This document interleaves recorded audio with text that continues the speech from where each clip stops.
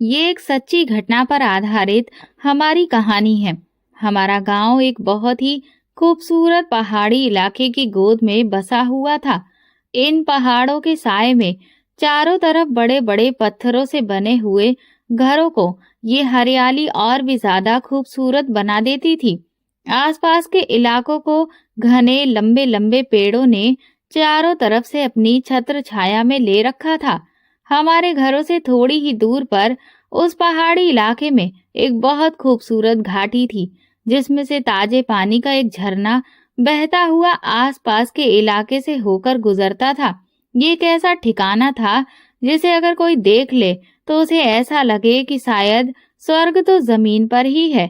स्वर्ग के लिए कहीं और जाने की कोई जरूरत ही नहीं है। लेकिन कौन जानता था कि एक दिन इस स्वर्ग को किसी की नजर लग जाएगी और ऐसी अचानक से कयामत टूटेगी जिसकी कल्पना कभी किसी ने सपने में भी नहीं की होगी। एक सुबह जब गांव वाले सोकर उठे तो बाहर का नजारा देखकर उनके होश उड़ चुके थे, क्योंकि आधा गांव पहाड़ से टूटकर गिरने वाले भारी भारी पत्थरों के तले दब चुका था। और अब बस कुछ ही घर ऐसे थे जो कुदरत के इस कहर से बच पाए थे, और उनमें से ही एक हमारा घर भी था। इस खूबसूरत घाटी में बसे छोटे से गांव में रहने वाले सभी लोग एक दूसरे के रिश्तेदार थे। इसी वजह से जिंदा बच जाने वाले लोग अब अपने रिश्तेदारों के लिए बहुत बुरी तरह से रो रहे थे और उनके अंतिम संस्कार की तैयारी कर रहे थे। मेरी बुआ का घर भी इसी लैंडस्लाइड की चपेट में आ गया था। वो मेरे फूफा जी के साथ इस मलबे के नीचे मिट्टी की ढेर में कहीं पर गुम हो गई थी। लेकिन खुशकिस्मती से उनका बेटा अमर और उनकी छोटी बेटी सुमन इस हादसे से बच गए थे। शायद सच ही कहा है किसी ने, जाको राखे साइयां मार सके ना कोई। ऊपर वाले ने जिसकी जिंदगी बख्शी है उसे कोई हाथ भी नहीं लगा सकता। इस हादसे से एक दिन पहले ही अमर और उसकी बहन सुमन किसी दूसरे गांव में शादी के समारोह में शामिल होने के लिए गए थे और इसीलिए वो इस हादसे का शिकार होने से बच गए। जब वो दोनों भाई बहन लौटे तो ना तो उनका घर बाकी बचा था और ना ही माँ बाप। सब कुछ पूरी तरह से मिट्टी में मिल चुका था। सुमन ने जैसे ही ये सब देखा तो उसके तो शरीर से जान ही निकल गई थी। वो इस हादसे से बेहोश हो गई। उसे तुरंत ही पानी वगैरह पिलाया गया और मुंह पर पानी के छींटे मारे गए। तब जाकर उसे कुछ होश आया। पहले तो वो दोनों भाई बहन एक दूसरे के गले लगकर बैठकर बहुत देर तक रोते रहे और फिर वो दोनों बहुत ही परेशान हालत में हमारे घर आए। मेरी माँ भी उन्हें गले लगाकर खूब रोने लगी। मेरे पिताजी ने माँ को चुप कराया और कहा कि तुम्हें बच्चों को हौसला देना होगा। अगर तुम उनके सामने खुद इस तरह से परेशान हो जाओगी तो फिर उनकी तो हिम्मत और भी ज्यादा टूट जाएगी। मैं खुद भी अपनी बहन और बहनोई के इस तरह चले जाने से सदमे में हूँ, लेकिन फिर भी मैं अपने गम को अपने अंदर दबाए हुए हूँ। मेरे पिताजी ने उन लोगों को तसल्ली दी और अब हम लोगों को आगे क्या करना है इस बारे में सोचना था, क्योंकि अब तो ऐसा लग रहा था कि हमारे सर पर मौत मंडरा रही है। जब ये हादसा एक बार हो सकता है तो न जाने कब इस पहाड़ से किसी भी वक्त दोबारा फिर से पत्थरों की बरसात हो सकती है, क्योंकि पहाड़ी इलाकों में तो ऐसा होता ही रहता है। हालांकि हम यहाँ के निवासी हर वक्त इस तरह के किसी भी हादसे के लिए जहनी तौर पर तैयार रहते हैं, लेकिन फिर भी अपनों को खो देने का गम हमारे लिए सहना बहुत मुश्किल पड़ जाता है। मेरे पिताजी ने अपने एक दोस्त मनोज से बात की, जो कि शहर में रहते थे। उन्होंने मेरे पिताजी से कहा कि तुम यहाँ शहर में मेरे पास आ जाओ और नौकरी वगैरह या किसी भी काम की फिक्र भी ना करो, क्योंकि यहाँ पर मेरा अपना एक स्टोर है और जहाँ पर हमें एक बहुत ही काबिल और मेहनती इंसान की जरूरत है। तुम्हारे बच्चों के रहने का इंतजाम भी हो जाएगा और रोजी रोटी के लिए भी तुम लोगों को भटकना नहीं पड़ेगा। इतना सुनना था तो हमें तसल्ली हुई, क्योंकि बस इसके अलावा अब हमें और क्या चाहिए था।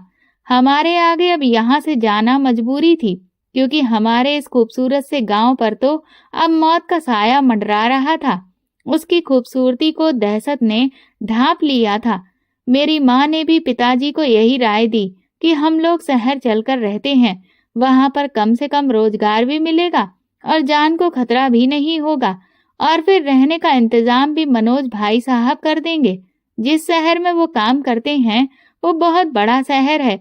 इस तरह से हमारे बच्चों को अच्छी शिक्षा हासिल करने का मौका भी मिल जाएगा।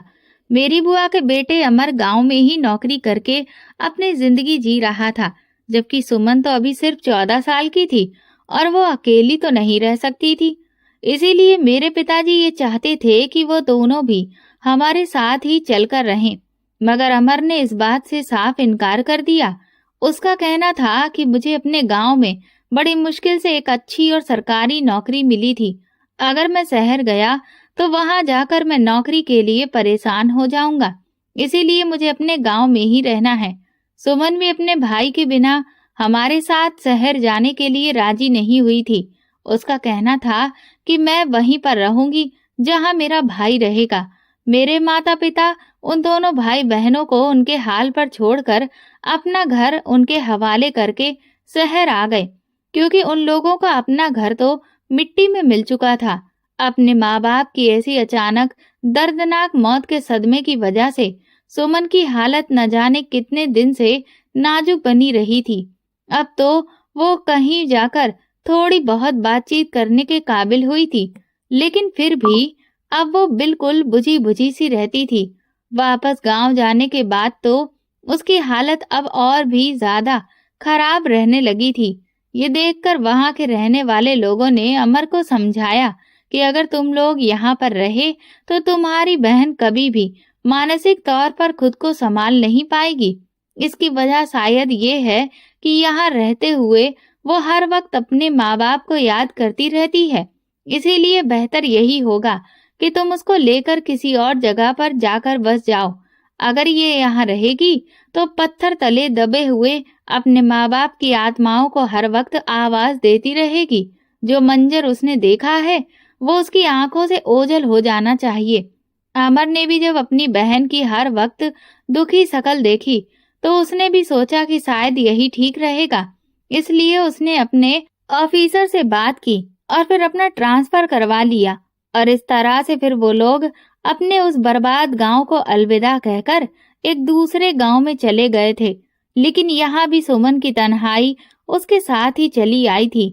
जब वो पहले उस गांव में रहते थे तो वहाँ फिर भी कुछ घर ऐसे थे जिसे उनकी रिश्तेदारियां थीं, जिनके घरों की औरतें हर रोज सुमन के पास आकर बैठ जाती थी और उससे बातें करती थी और उसका दिल बहलाने की कोशिश करती थी। लेकिन यहाँ तो ऐसा कोई भी घर मौजूद नहीं था। अमर भी अपनी ड्यूटी पर चला जाता था। इस वजह से सुमन और भी ज्यादा अकेलापन महसूस करती थी और अपने भाई के पीछे से वो हर वक्त रोती रहती थी। वो तो धीरे धीरे जैसे पागल सी होने लगी थी। अमर अब अपनी बहन की हालत देखकर और भी परेशान हो जाता था, लेकिन अब उसके लिए बार बार अपना ट्रांसफर करवाना भी बहुत मुश्किल था। जिस औरत ने उन लोगों को ये वाला मकान किराए पर दिया था, उसका घर भी बिल्कुल बगल में ही था। उस औरत का नाम संगीता था। वो एक दिन उनके घर पर आई और उनसे पूछने लगी कि यहाँ पर आपको किसी भी तरह की कोई परेशानी तो नहीं है। तब अमर ने उस औरत से बात की और अपनी सारी परेशानी उन्हें बताकर उनसे मदद की गुहार लगाई। जब संगीता ने अमर की सारी बातें सुनी तो उन्हें भी काफी दुख हुआ। उन्होंने रोती हुई सुमन को अपने गले से लगाकर कहा, परेशान मत हुआ करो बेटी, आज से तुम मुझे ही अपनी माँ समझो और मैं भी तो तुम्हें अपनी बेटी ही समझूंगी, बल्कि अब तुम मेरी बेटी ही हो। अब से तुम बिल्कुल भी अकेली नहीं हो, तुम मेरे पास रहोगी। मेरी भी एक ही बेटी है जो कि शादीशुदा है और शादी के बाद अब वो मेरे पास बहुत ही कम आती है, क्योंकि उसकी शादी यहाँ से एक बहुत दूर गांव में हुई है और उसके ससुराल वाले उसे मेरे पास बहुत कम आने देते हैं। मेरा बेटा तो कोई है नहीं और मेरे पति का भी देहांत हो चुका है। मैं भी तुम लोगों की तरह ही अपने घर में बिल्कुल अकेली रहती हूँ और इस अकेलेपन से मैं भी परेशान रहती हूँ। इसलिए आज से मैं तेरा सहारा बनूंगी और मेरी बेटी तो मेरा सहारा बनना। अमर के लिए इस नेक दिल औरत का दिलासा उसकी जिंदगी में एक नई रोशनी बन गया था। संगीता की बातों से उसे बहुत तसल्ली मिल गई थी। संगीता उनके घर में आकर खाना भी खुद ही बना जाती थी, इसलिए अब उन लोगों को खाना बनाने की झंझट से भी छुटकारा मिल गया था। अब अमर अपनी बहन की फिक्र से पूरी तरह से आजाद हो गया था। जब भी उसे किसी काम से शहर जाना होता तो सुमन को वो संगीता मौसी के हवाले कर जाता। संगीता मौसी उसके लिए एक बहुत ही प्यार करने वाली औरत साबित हुई थी। सुमन भी अब पहले की तुलना में थोड़ा सा हंसने बोलने लगी थी। इसकी वजह संगीता ही थी, जो उसके जख्मों पर मरहम का काम कर गई थी। संगीता ने अमर के भरोसे को भी कभी ठेस नहीं पहुंचाई थी और सुमन का उन्होंने बहुत ज्यादा ख्याल रखा था और वो सुमन को हर तरह से खुश रखने और उसे आराम पहुंचाने की कोशिश करती थी। उन्हें तन्हा औरत की जिंदगी में भी सुमन एक ताजा हवा के झोंके की तरह आई थी। उन्हें भी जैसे अपनी बेटी वापस मिल गई थी। अमर अब अपनी बहन पर होने वाले सारे खर्चे को संगीता मौसी को ही दे दिया करता था, ताकि वो भी सुमन को अपने घर पर रखने के कारण उसे बोझ न समझे, क्योंकि संगीता मौसी अमर के पड़ोस में ही रहती थी। इसी वजह से ड्यूटी से वापस आने के बाद वो अपनी बहन को उनके घर से बुला लिया करता था। कई बार रात को भी सुमन संगीता मौसी के पास ही सो जाती थी। ये बहुत बड़ी मुश्किल थी, जो कि अमर के लिए ऊपर वाले के रहमो करम से अब हल हो गई थी। उन्हीं दिनों ऑफिस के काम से बार बार अमर को शहर आना जाना पड़ता था। अब वो पूरी तौर पर संगीता मौसी के ऊपर ही सुमन को लेकर निर्भर हो चुका था और इसीलिए वो फिक्र होकर अपने काम से शहर भी आराम से चला जाता था। अब अगर उसे कुछ दिनों तक शहर में रहना भी पड़ जाता था तो भी उसे सुमन के बारे में सोचकर कोई भी परेशानी नहीं होती थी, क्योंकि अब वो भी काफी खुश रहने लगी थी। सुमन अमर के सामने मौसी की बेहद तारीफें करती और ये जायज भी था, क्योंकि संगीता मौसी ने उसकी देखभाल करने और ख्याल रखने में कोई भी कसर नहीं छोड़ी थी। तकरीबन 1 साल के बाद अमर की दफ्तर में ऐसी ड्यूटी लगी कि उसे 15 दिन शहर वाले ऑफिस और 15 दिन गांव में रहना पड़ता था। उन्हीं दिनों पता चला कि संगीता मौसी का भांजा शहर से उनके पास रहने आया है, जिसका नाम विनय था, क्योंकि अब सुमन ज्यादातर संगीता मौसी के घर पर ही रहती थी। रात को भी वो अक्सर उनके पास ही सो जाती थी, मगर अब विनय के आ जाने से सुमन कुछ घबराहट सी महसूस करने लगी थी। सुमन अब 15 साल की हो चुकी थी और वो लड़का उम्र में उससे तकरीबन 11-12 साल बड़ा था।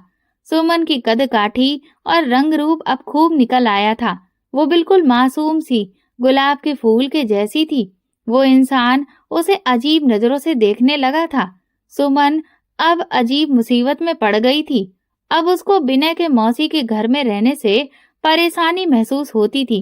वो इंसान की नजरों को बहुत अच्छे से पहचानती थी, जो अक्सर उसे टकटकी बांध कर देखता रहता था, जिस वजह से उसका वजूद थर-थर कांपता था। अक्सर वो तंग आकर अपने घर वापस आ जाती थी, लेकिन यहाँ भी खाली घर में उसका मन नहीं लगता था, क्योंकि अमर तो घर पर होता नहीं था। आखिर यहाँ अकेले रहकर वो करती भी क्या? और जैसे ही शाम ढलने को होती, उसे अपने ही घर से खौफ महसूस होने लगता था और उसे अपने गांव के घर का वो खौफनाक मंजर, वो मलबा और माँ बाप बहुत बुरी तरह से याद आने लगते थे, जो उसके दिलो दिमाग पर एक भयानक असर डालते थे। उसे ऐसा लगता था कि जैसे वो अपने घर में नहीं, बल्कि किसी भूत प्रेत के साए में रह रही हो। संगीता मौसी के घर पर तो आस पड़ोस की बहुत सारी औरतें बैठने के लिए आ जाती थीं और इसीलिए उनके घर में तो एक रौनक सी लगी रहती थी और उन औरतों की बातों से उसका जी भी बहल जाता था। विनय को आए हुए अभी 5 दिन ही गुजरे थे। जब सुमन ज्यादातर वक्त अपने घर पर ही रहने लगी तो संगीता मौसी ने भी महसूस किया कि वो परेशान रहने लगी है।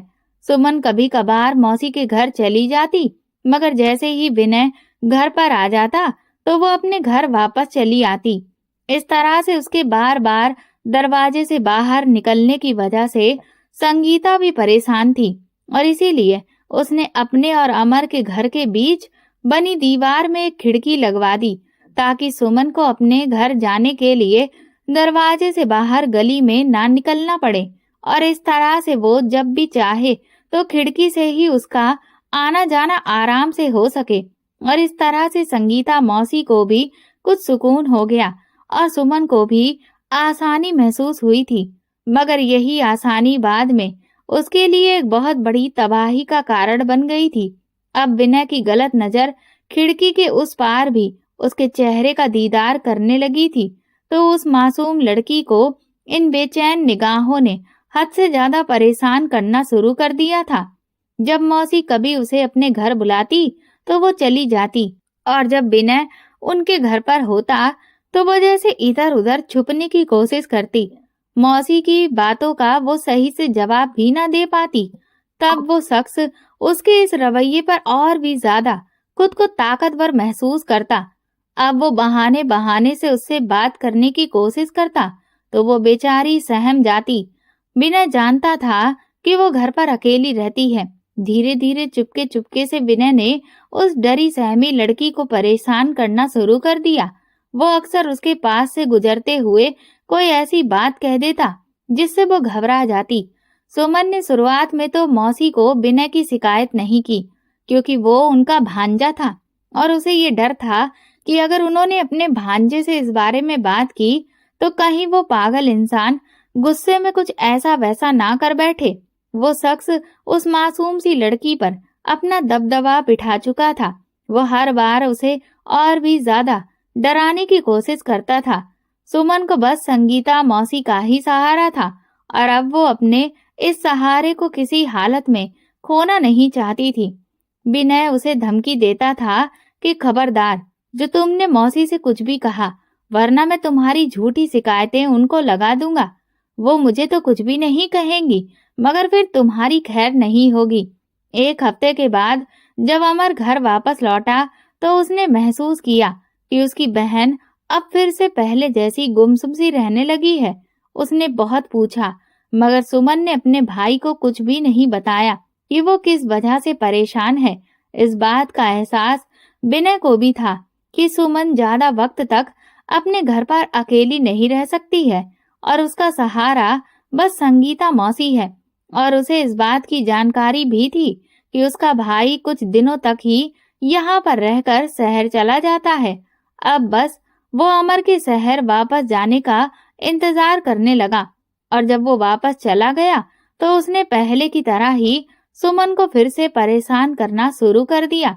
जब विनय ने सुमन को हद से ज्यादा डरा दिया तो वो खौफ के मारे अपने ही घर में रहने लगी, और उसने संगीता मौसी के घर जाना बिल्कुल ही छोड़ दिया था। वो उनकी तरफ की जो खिड़की थी उसको भी हर वक्त कुंडी लगाए रहती थी, ताकि विनय की निगाहें उस तक पहुंच ना पाए। लेकिन जब विनय ने देखा कि सुमन संगीता मौसी के घर भी नहीं आ रही थी और खिड़की भी उसने बंद कर रखी थी, तो कोई और रास्ता न पाकर एक दिन आखिर उसने उस खिड़की की कुंडी को निकाल दिया, और अब इस खिड़की को सुमन अंदर से बंद भी नहीं कर सकती थी। सुमन जानती थी कि ये काम किसका है और उसने ऐसा क्यों किया है। अब की बार उसे बहुत ज्यादा गुस्सा आया था कि अब तो उसके सब्र की हद ही खत्म हो चुकी थी। तभी कोई भी रास्ता ना पाने के बाद उसने मौसी के घर जाकर विनय की शिकायत कर दी। मौसी ने अपने भांजे को बहुत डांटा कि आखिर तुझे इस बेसहारा मासूम सी लड़की से क्या दुश्मनी है। उन्होंने उसकी काफी बेइज्जती की। इस वजह से अब विनय ने दिल ही दिल में ठान लिया था कि अब तो ये सुमन मेरी जिद बनकर ही रहेगी, और अब उसके हाथ धोकर वो पीछे पड़ गया था। यहाँ तक कि अगर मौसी दोपहर को कभी दवाई खाकर सो जाती तो वो खिड़की के रास्ते सुमन के घर आ जाता और उसका हाथ पकड़कर उससे बदतमीजी की कोशिश करता। अब तो वो सुमन को अपने ही घर में सुकून भी नहीं लेने दे रहा था। वो उसे कहता था कि तुमने मेरी शिकायत मौसी से क्यों की है? अब तुम देख लेना कि मैं तुम्हें किसी भी हाल में नहीं छोड़ूंगा। अपनी बेइज्जती का बदला मैं तुमसे लेकर रहूंगा। अब की बार सुमन ने भी गुस्से में उसे धमकी दी कि पहले तो मैंने तुम्हारी शिकायत सिर्फ मौसी से की थी, और अब लेकिन मैं मौसी से नहीं बल्कि तुम्हारी शिकायत अपने भाई से करूंगी। आ जाने दो इस बार मेरे भाई अमर को। अब अगर दोबारा तुम इस खिड़की से मेरे घर में आए तो फिर अपना अंजाम पहले ही सोच लेना। इस बात पर वो और भी ज्यादा गुस्से में आ गया और कहने लगा कि तुम मेरी शिकायत करके तो देखो, मैं तुम्हें इस सारे मोहल्ले में बदनाम कर दूंगा। तू आखिर चीज क्या है? मेरे आगे तू मेरा कुछ भी नहीं बिगाड़ सकती। सुमन बेचारी एक मासूम, कमजोर सी लड़की थी, लिहाजा विनय की धमकी से वो डर गई। वो बेचारी तो इस अनजान जगह पर बस मौसी के सहारे से रह रही थी। सुमन के इतने ज्यादा डर जाने की वजह से विनय की हिम्मत अब और बढ़ गई और फिर एक दिन मौका पाकर उसने सुमन के साथ वो कुछ कर दिया जो बहुत दिनों से उसके शैतानी दिमाग में चल रहा था। उसने खिड़की से उसके घर जाकर उस बेबस लड़की की जिंदगी खराब कर दी। अब रोज ही वो उसे धमकाने लगा कि मैं सबको बता दूंगा और फिर इस तरह से 15 दिन तक विनय उस बेचारी लड़की को डरा धमका कर उसकी बेबसी का फायदा उठाता रहा। 15 दिन बाद जब उसका भाई अमर वापस आया तो उस वक्त सुमन की दुनिया लुट चुकी थी और उसकी जिंदगी में जहर घुल गया था। अमर के आते ही विनय ने अपना बैग उठाया और मौसी के घर से चला गया। किसी को भी इस बात का एहसास नहीं हुआ कि इस बीच सुमन ने क्या कुछ नहीं सहा था, मगर अमर ने ये जरूर महसूस किया कि उसकी बहन दिन ब दिन कमजोर होती जा रही थी। जब काफी दिनों तक सुमन की ऐसी ही हालत रही तो उसने अपने बड़े ऑफिसर से रिक्वेस्ट की कि उसकी ड्यूटी उसके ही गांव में लगी रहने दी जाए, क्योंकि वो अपनी बहन को दूसरों के सहारे पर नहीं छोड़ सकता। अपने गांव में उनके रिश्तेदार तो थे, लेकिन यहाँ पर तो सब लोग अनजान हैं।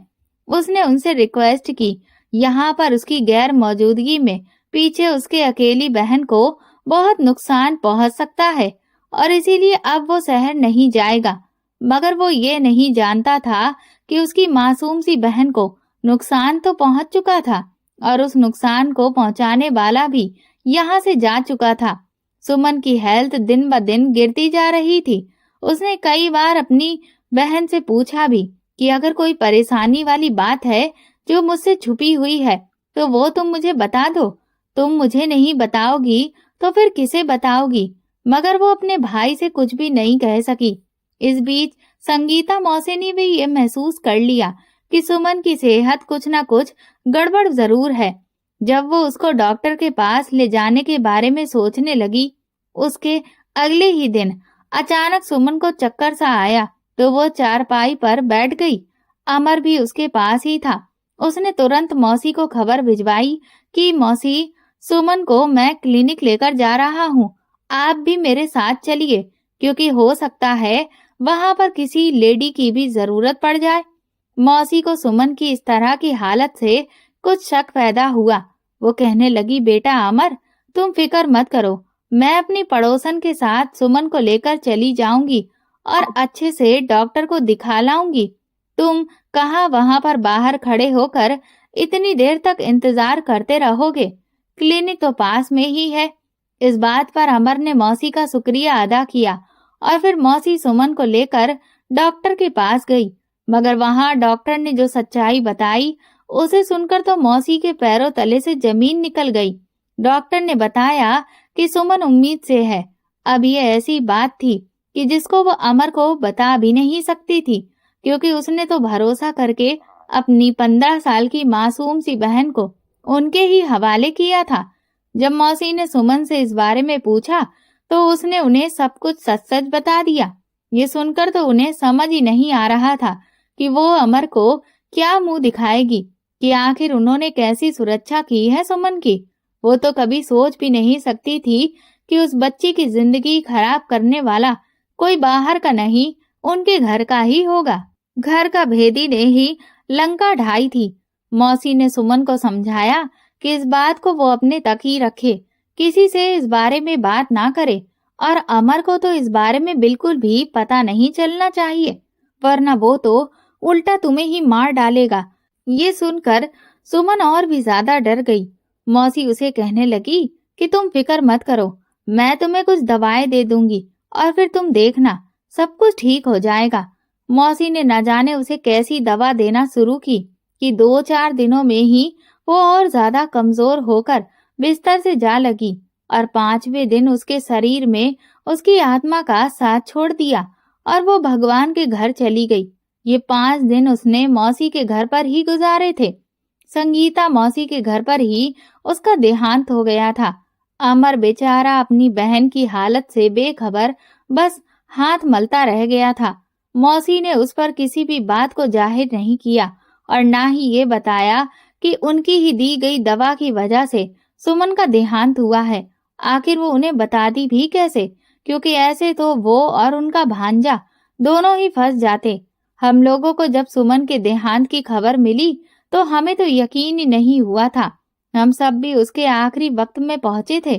संगीता मौसी ने ही अपने हाथों से सुमन को नहला धुला कर कफन पहनाया था और एक दूसरी औरत के सिवा किसी और को सुमन के पास आने भी नहीं दिया था।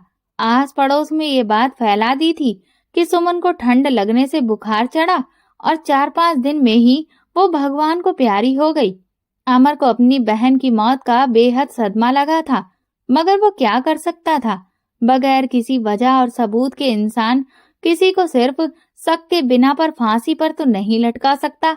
बस उसने सब्र कर लिया था। कुछ समय के बाद, बहन के गम में डूबे रहने के बाद, आखिर उसकी जिंदगी धीरे धीरे पटरी पर आ गई। मेरे पिताजी ने अमर को ये राय दी कि अब तुम शादी कर लो ताकि घर गृहस्थी में उलझ जाओ। ऐसे कब तक अकेले जिंदगी गुजारोगे? तुम्हारे खुद के बाल बच्चे होंगे तो तुम्हें भी सुकून मिल जाएगा। जब वो हमारे घर आया तो मेरी माँ उसके पीछे ही पड़ गई कि अमर, अब तुम शादी कर लो। वो कहने लगा, मामी, मेरा तो कोई है नहीं जो मेरे लिए लड़की ढूंढे। अगर आप ही कोई लड़की ढूंढ दें तो ठीक है। मेरी माँ ने अमर से मेरे बारे में पूछा कि क्या अगर मैं प्रिया का रिश्ता तुम्हें दूं तो क्या तुम मेरी बेटी से शादी करने पर राजी हो? उसने मेरी माँ से कहा कि आप जहाँ चाहें मेरी शादी कर दें, मुझे कोई भी ऐतराज नहीं है। और फिर इस तरह से मेरी शादी अमर से हो गई और मैं उसकी पत्नी बन गई। और फिर हम उसके अपने पुराने गांव में आकर हंसी खुशी रहने लगे। हमारी शादी को 1 साल हुआ था कि एक दिन एक औरत मेरे घर आई और उसने बातों ही बातों में कहा कि क्या तुम जानती हो तुम्हारी ननद सुमन के साथ क्या जुल्म हुआ था? मैंने हैरानगी से कहा कि नहीं आंटी जी, मुझे इस बात का नहीं पता। बस इतना मालूम है कि उसको बुखार हुआ था और ठंड लगने की वजह से उसकी हालत ज्यादा खराब हो गई और वो भगवान को प्यारी हो गई। यहाँ मैं आपको बताऊंगी कि वो औरत संगीता मौसी की ही पड़ोसन थी। वो कहने लगी, अरे बिटिया, ये बात नहीं थी, बात तो कुछ और थी। संगीता ने अकेले सुमन को नहीं नहलाया था, बल्कि मेरी मदद से नहलाया था और उसको कफन भी हम दोनों ने ही पहनाया था। मैं जानती हूँ कि उस मासूम के साथ क्या हुआ था और उसका असली मुजरिम कौन है। मैं हैरत से उन्हें देखते हुए पूछने लगी, कौन है आंटी, मुझे बताइए। तो वो औरत कहने लगी, अगर तुम इस बात का जिक्र किसी से भी ना करो तब मैं तुम्हें बता देती हूँ। मैंने उनसे कहा, जी मैं किसी से कुछ नहीं कहूंगी, आप मुझे बताइए तो कि उसका असली मुजरिम संगीता का भांजा विनय है जो उसके घर रहने आया था। इस बारे में खुद संगीता को भी पता नहीं चला था कि विनय सुमन के ऊपर जुल्म कर रहा था, लेकिन जब तक उसे पता चला तब तक तो बहुत देर हो चुकी थी। तब अमर के डर की वजह से संगीता ने उस बच्ची का सही जगह पर इलाज कराने की बजाय उसको अपने तौर पर कोई ऐसी दवा खिला दी जिससे उसकी सेहत ठीक होने की बजाय और भी ज्यादा उस मासूम अनाथ लड़की की हालत खराब हो गई और फिर उसकी जान चली गई। अमर अभी भी इस हकीकत से बेखबर है, जबकि वो आवारा बदमाश लड़का विनय पहले की तरह ही खूब ऐश से अपनी जिंदगी काट रहा है। तुम ये बात भूल कर भी अपने पति को मत बताना, वरना वो विनय की जान ले लेगा। पड़ोसी की बातों से मैं तो बहुत ज्यादा डर गई थी। मुझे तो इस बात की खबर ही नहीं हुई कि कब अमर घर में आए थे और उन्होंने उस औरत के मुंह से आखिरी के कुछ शब्द सुन लिए थे। उस औरत ने जैसे ही हमारे पति को देखा तो वो तुरंत ही राम राम करके वहां से चली गई, मगर मेरे पति के चेहरे की रंगत जैसे कुछ अजीब सी हो गई थी। मैं समझ गई कि उनके कानों में कुछ ना कुछ तो भनक जरूर पड़ गई है, लेकिन उन्होंने मुझे इस बारे में कोई भी सवाल नहीं किया। मुझे ऐसा लगा कि शायद उन्होंने कुछ भी नहीं सुन पाया है। लेकिन मुझे नहीं पता था कि उनकी इस खामोशी में एक बहुत बड़ी कयामत छुपी थी। बस वो चुपके चुपके विनय की खोजबीन करने में लगे रहे और वो कई बार उससे गांव पर भी गए जहां संगीता मौसी रहती थी, मगर उनका विनय ना मिला और संगीता मौसी से उन्होंने कोई मुलाकात नहीं की, ताकि संगीता मौसी को ये पता ना चले कि वो विनय को तलाश कर रहे हैं। वो ये भी नहीं चाहते थे कि उनकी बदनामी को वो औरत हवा देने का कारण बन जाए। इसीलिए उन्होंने अपने दिल की बात को दिल में ही दबाकर रखा। इस हादसे को 5 साल बीत गए थे। हम 2 बच्चों के माँ बाप बन चुके थे। हमारी अपनी दुनिया आबाद हो चुकी थी और मैंने समझ लिया था कि अमर ने उस सुनी सुनाई बात को भुला दिया है। भला सुनी सुनाई बात के पीछे, वो भी जो किसी औरत ने कही हो, कोई भी समझदार मर्द किसी को नुकसान कैसे पहुंचा सकता है। लेकिन बदकिस्मती से एक दिन उनका टकराव एक ऐसे शख्स से हो गया जिसने उनके अंदर सोए हुए जख्म को फिर से हरा कर दिया।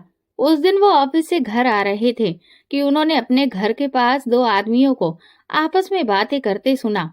एक शख्स हमारी पड़ोसी से कह रहा था, हाँ, ये उसी अमर का घर है जिसके माँ बाप लैंडस्लाइड के मलबे में दबकर भगवान को प्यारे हो गए थे। तभी एक और शख्स कहने लगा, अच्छा, वो अमर जिसकी बहन उस बदतमीज विनय की वजह से इतनी जल्दी इस दुनिया को छोड़कर चली गई। इस पर वो आदमी बोला, हाँ, ये बात तो मुझे भी मेरी बहन ने ही बताई थी। उसी ने उस बेचारी लड़की को आखिरी बार संगीता के साथ नहलाया धुलाया था। भगवान की मार पड़े उस संगीता को। उसने अब फिर से उस बेगैरत भांजे को अपने घर में रखा हुआ है। मेरा बस चले तो उस कमबख्त इंसान को गोली मार दूं। ये सुनकर अमर का हौसला, जो इतनी बड़ी बात को भुला चुका था, एक बार फिर से उबाल मारने लगा। अमर के कान लाल हो गए। वो घर आया और मुझसे कहने लगा कि मैं एक दिन के लिए संगीता मौसी के गांव जा रहा हूँ। मुझे अपने पुराने ऑफिसर से कोई काम है जो इस गांव में रहता है। अमर की ये बात सुनकर मेरा दिल दहल गया। मैं दिल ही दिल में भगवान से प्रार्थना करने लगी कि सब कुछ ठीक हो। न जाने किस वजह से ये उस मनूस जगह पर जा रहे हैं। मैंने उनसे कहा कि आप जल्दी ही आ जाइएगा और आप बताइए तो कि वहां आप क्यों जा रहे हैं। क्या सच में आपको यही काम है? आप जब तक लौट कर नहीं आ जाएंगे मुझे चैन नहीं मिलेगा। शायद वो भी सोच रहे थे कि मैं न जाने ऐसी बातें क्यों कर रही हूँ। वो कहने लगे, तुम फिक्र मत करो, मैं जल्द ही आ जाऊंगा। बस मुझे थोड़ा सा काम है और तुम बच्चों का ख्याल रखना। ये कहकर वो बाहर निकल गए और फिर कभी लौट कर ना आए। वो जब उस गांव में गए और उन्होंने संगीता मौसी के घर पर दस्तक दी तो इत्तेफाक से विनय ने ही दरवाजा खोला था। उस वक्त वो एक बड़ा सा खंजर अपने साथ लेकर गए थे। बस उन्होंने तुरंत ही उस विनय का काम तमाम कर दिया था। उसके बाद उन्होंने खुद पुलिस स्टेशन जाकर अपनी गिरफ्तारी दे दी कि मैंने उस बेकमबख्त विनय को उसके किए की सजा दे दी है। इसके बाद अमर कानूनी कार्रवाई से नहीं बचे और उनको जेल हो गई और फिर उम्र कैद हो गई।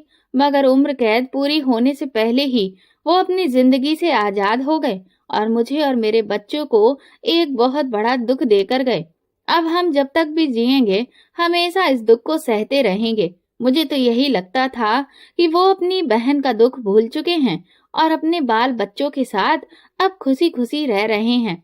मगर बुरा हो इन बिना सोचे समझे बात करने वाले लोगों का, जो ये नहीं जानते कि वो क्या कह रहे हैं और कौन उन्हें सुन रहा है। उनके मुंह से निकले हुए शब्द कई बार किसी की जान भी ले सकते हैं। अमर की मौत के बाद जो भी लोग हमारे घर पर दुख प्रकट करने के लिए आए थे, उनकी भी जुबानें बंद नहीं हो रही थी। वो मेरे बच्चों के सामने वही पुरानी बातें दोहरा रहे थे। कोई सुमन की वो कहानी दोहरा रहा था तो कोई विनय को किस तरह से मारा गया, इन सब बातों पर चर्चा कर रहा था। शांति पाठ के बाद एक दिन बातों ही बातों में मेरे भाई ने जब मुझे ये सारी बातें बताई तो मैंने अपने कानों पर हाथ रख लिए। अब मुझे समझ आया कि ये वो तीलियां थीं जो जलती हुई उन कमबख्त लोगों की जुबानों से निकाली गई थीं और इन्हीं तीलियों ने मेरे पति के अंदर सोए हुए इंतकाम को आज दिखाकर उन्हें कातिल बना दिया था।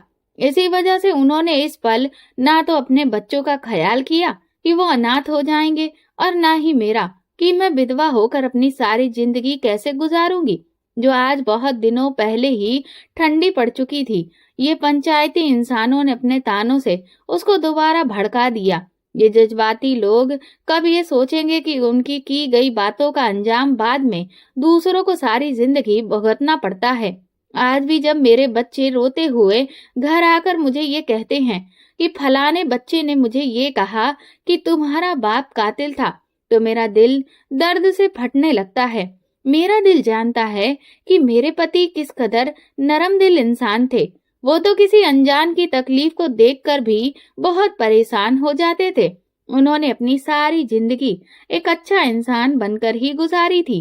पहले उन्होंने अपने माता पिता को खोया और फिर अपनी बहन को। वो बुरे इंसान बिल्कुल भी नहीं थे, मगर हालात ने उनको कातिल बना दिया था। लेकिन आखिर इस सब में कसूरवार कौन था? जो असली गुनाहगार था, उसे तो एक बार में ही उसके किए की सजा मिली, लेकिन मेरे बच्चे और मैंने बिना कोई गुनाह किए भी पूरी जिंदगी सजा भुगतेंगे। दोस्तों, अगर आपको हमारी कहानी पसंद आई हो तो कमेंट करके जरूर बताएं और वीडियो को लाइक करके ज्यादा से ज्यादा शेयर करें। चैनल पर नए हैं तो सब्सक्राइब करें और हाँ, नोटिफिकेशन बेल को जरूर दबाएं ताकि अगली अपडेट सबसे पहले आपको मिले। धन्यवाद।